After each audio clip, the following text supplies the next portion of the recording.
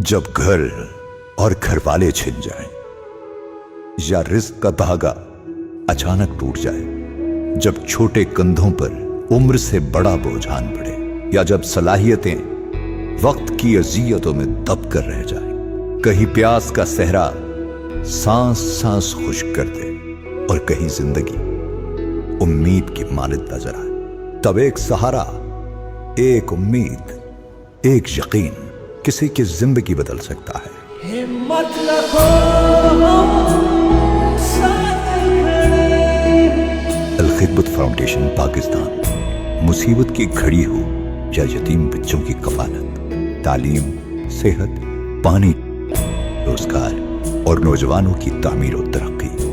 जरूरतमंदों के शामा बशामा, अल खिदमत फाउंडेशन पाकिस्तान, हम साथ खड़े हैं।